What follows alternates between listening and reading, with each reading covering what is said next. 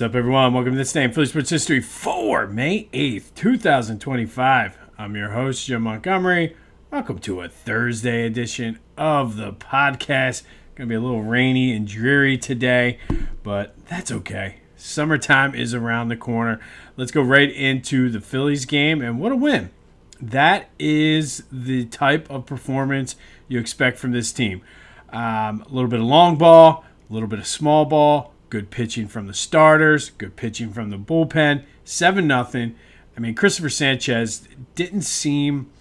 So it was weird. Like, they kept talking about it, I guess because of the way that first inning went, and he missed on a few pitches that were borderline, that had they gone the other way, it would have looked completely different for him. But as it stands, 1 hit, 6 innings pitched, 5 Ks. He, like I said, like his ball to strike ratio was kind of out of whack, but some of those pitches were close, man. And of course, I had a same game parlay where he had 6 strikeouts. The other legs came in, and he ended up with 5. But overall, good performance by him. And then Taijuan Walker making his bullpen debut yesterday, got the 3-inning save, and man, did Taijuan find his niche on this team. 3 innings pitched, no runs, 7 strikeouts for Taijuan. So maybe, just maybe, he found his spot there in the bullpen. But back to that 4th inning where they scored 5 runs, it just was manufacturing. They weren't chasing. They were taking just swinging and going with where the ball was pitched. Doubles in the gap. Johan Rojas's bunt, the suicide squeeze was awesome. You got to love what you're seeing. And again, they're doing exactly what they should be doing to the teams they should be doing it to. And hopefully this is going to carry some of that momentum. But they should be beating the Rays 7-0. Trey with a home run. Bryce continues to look like he's coming back. Went 1 for 3 with a double. Schwarber's on base streak continues.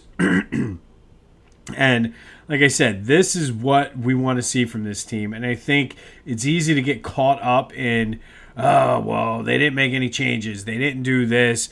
They should be doing that.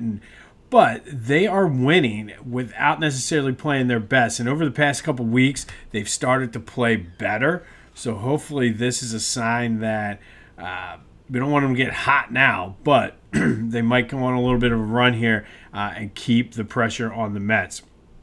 They look for the sweep tonight. Jesus Luzardo on the mound, but I'll take it. I'll absolutely take it. This is like their 3rd or 4th straight series they've won. And that leads to today's question of the day. Time for a vibe check. We haven't done one in a few weeks, but how are we feeling about the Phillies today? May 8th, 2025.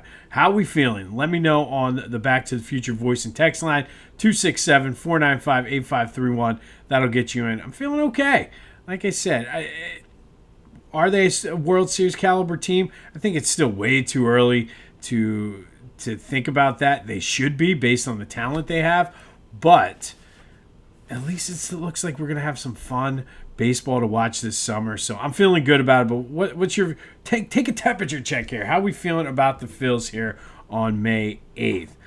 Union survived a scare yesterday against the Indy 11 from, I think, their USL Champions League. It was a 1-1 tie, but they ended up winning in the shootout to move on to the round of 16 of the U.S. Open Cup. So they'll play next Wednesday. Forget who they will play, but they're back in action during the MLS schedule on Saturday against Columbus. A big game for them because Columbus is in first place. But the Union move on in the U.S. Open Cup with the shootout victory over the Indy 11. All right, let's do some housekeeping. Be sure to follow me on social media, Jimbo_Mott on Twitter and TikTok. On Instagram, @PhillyJimbo. Subscribe to the YouTube channel, Jimbo_Mott, and continue to spread the word as we grow this thing. Continue to remember that on my social media, including Facebook and LinkedIn, there's highlights, clips, photos of what we're talking about that day. So be sure to check that out. But lots of good things on the horizon. Got one more day at state testing today. Got a week off, and then I go back for the high school kids at the end of, or closer to the end of the month. But the end is near, so lots of good things soon to be happening here on the podcast. All right, let's recap yesterday's question of the day. I asked you, what's your favorite memory of the link in honor of the groundbreaking and beginning of construction on the stadium? Lots of great answers. Some that I didn't know about. Some I completely forgot about. Lots of folks checking in with the 2004 NFC Championship game. A couple people mentioned WrestleMania. I went to night 1 last year. That was a good time. Cold, but good time. Somebody mentioned the Guns N' Roses concert. I did not realize they performed at the Link, so that's pretty cool. I mentioned the Temple Notre Dame and the Temple Penn State, but a few people checked in with the Temple Penn State, just what that meant for the program, kind of the high point of Temple football. And other than the NFC Championship game, the game that got the memory, I should say, that got the most love was the 44-6 beatdown of the Cowboys. And that was just an awesome day in general. I remember tailgating for it, kind of just being like, whatever. Like, the Eagles needed so many things to break right before that game even started. And I remember watching those games out in the parking lot on a TV. And then once we realized that everything essentially fell the way it needed to for the Eagles, all they needed to do was beat the Cowboys. We rushed into our seats and saw the absolute beatdown of the Cowboys. So you got to love that. And then a lot of folks mentioning from this year, the Saquon Barkley backwards hurdle.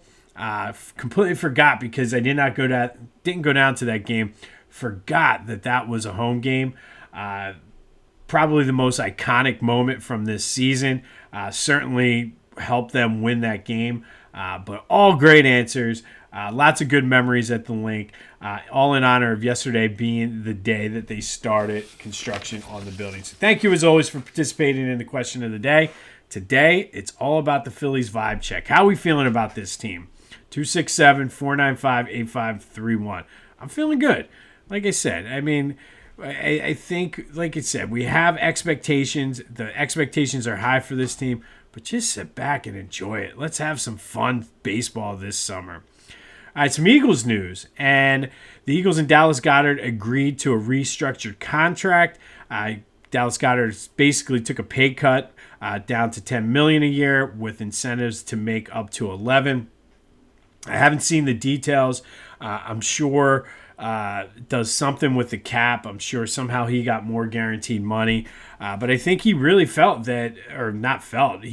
that the market just wasn't there. And coming in and playing for $10 million with a chance for $11 million on a prove-it deal is far better than getting cut and not signing for anything or $4 or $5 million. So I think this is a good move for the Eagles too. It helps keep some continuity in the offense. Gives Jalen his security blanket. And truthfully, they didn't have anybody better on the roster. And it's not like there are a ton of great tight end options just out on the free agent market. So good move for the Eagles. I think it's a good move for Dallas. We saw what happened last year when Josh Sweat had the take a pay cut to come back to the Eagles. So hopefully Dallas Goedert comes in with a chip on his shoulder, but stays healthy. I think that's the knock against Dallas, so hopefully he can stay healthy. And then speaking of Dallas, I did see, and I figure might as well mention this, that the Cowboys made a trade, brought in George Pickens from the Steelers. I can't wait for this to and maybe it's going to be a good move. Who knows? Maybe a change of scenery for Pickens will be good. But I can already see the fighting between he and CeeDee Lamb. He's going to want money. CeeDee's going to be getting the throws. And George is going to feel left out. Or Dak is going to throw to George and CeeDee's going to get pissed off. So I think, again, the Cowboys, they certainly got a little bit better through the free agency and through the draft, but it's still like that powder keg. They are ready to explode. So looking forward to seeing that. All right, it's time for our Tankathon for the Sixers today.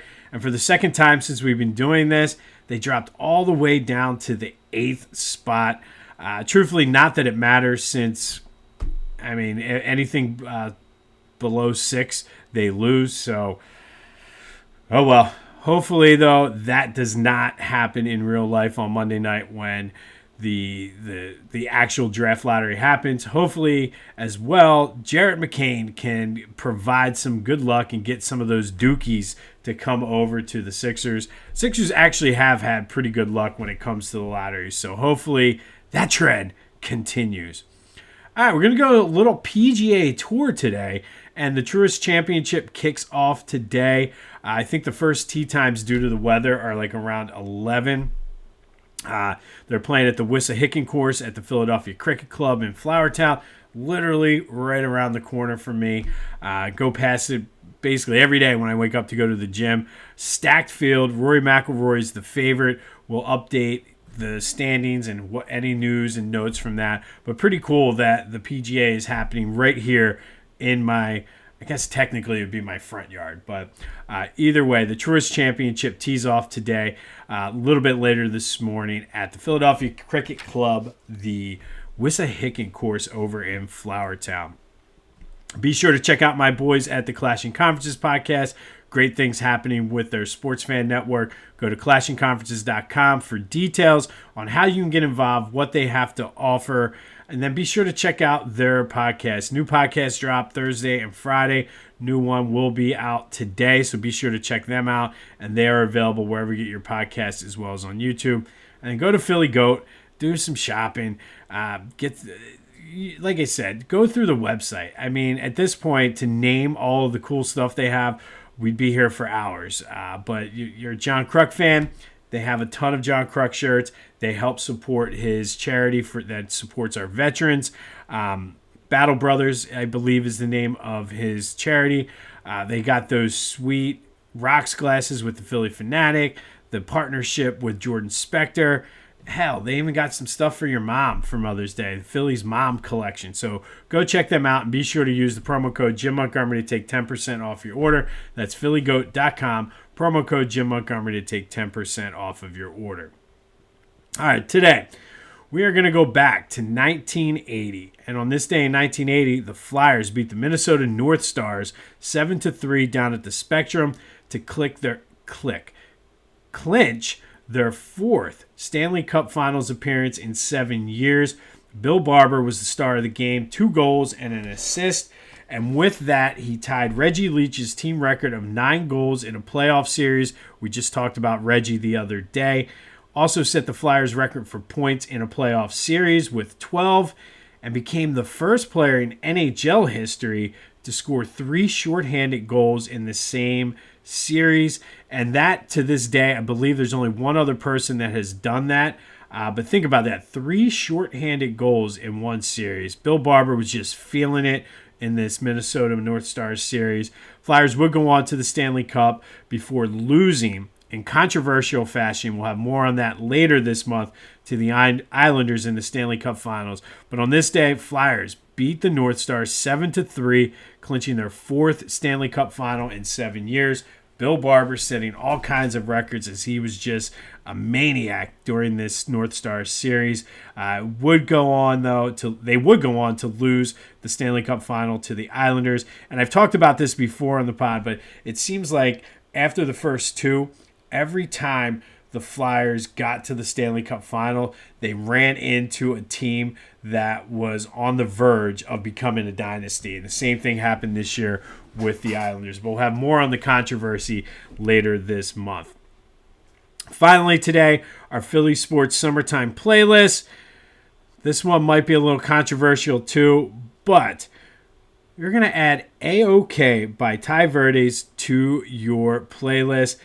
The A-OK came out in 2021, reached number 34 on the Billboard Hot 100, number 12 on the mainstream Top 40. But it's one of the most popular songs and has been one of the most popular songs in Philadelphia for the past 4 seasons as Bryson Stott uses it as his walk-up song. Everybody knows it. Doesn't matter if you're old, my age, kids know it. Everybody knows this song, making it the perfect song to add to your summer playlist. And I told you when this started, we're going to have an eclectic mix of songs, something for everybody, but everybody will sing along to this song. Grandma will sing along, mom will sing along, your kids will sing along, even Uncle Joe sitting down having a couple beers after being out fishing all day will sing along. So A-OK by Ty Verdes is today's Philly Sports Summertime Playlist song of the day. And truthfully, if you ever listen to the entire song, everybody knows the chorus, A-O, A-OK. But if you listen to the whole song, it's actually not that bad of a song. So this one will sure to get your summertime going. A-OK by Ty Verdes. And of course, I've been giving you bonus songs along the way. This one isn't necessarily Philly related, but kind of is similar genre as A-OK. And I love this song.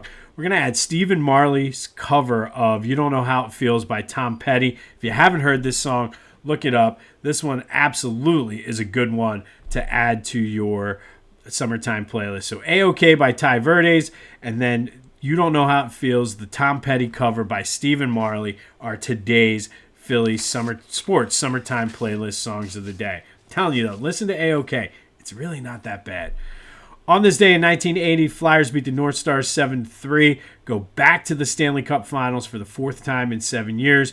Bill Barber, 2 goals and an assist, tied the team record for goals in a playoff series, set the record for points in a playoff series, and then set the NHL record with 3 shorthanded goals in one playoff series.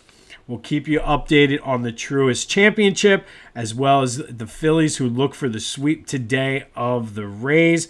Of course, we'll have our daily Sixers Tankathon that we do every day until the NBA draft lottery. But let me know, vibe check time for the Phillies. How are we feeling about the Phillies? I'm feeling okay. Like I said, I mean, at the end of the day, you just want to be able to enjoy baseball over the summer, and it's setting up to be a fun summer when it comes to that.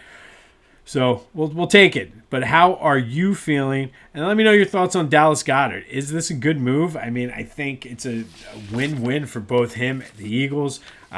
They probably paid more than what they wanted to. He probably didn't get as much as he wanted to. But at the end of the day, everybody's happy. This has been This Day in Philly Sports History for May 8th, 2025. My name's Jim Montgomery. Go have yourselves a Thursday. And until next time, I'll see you when I see you.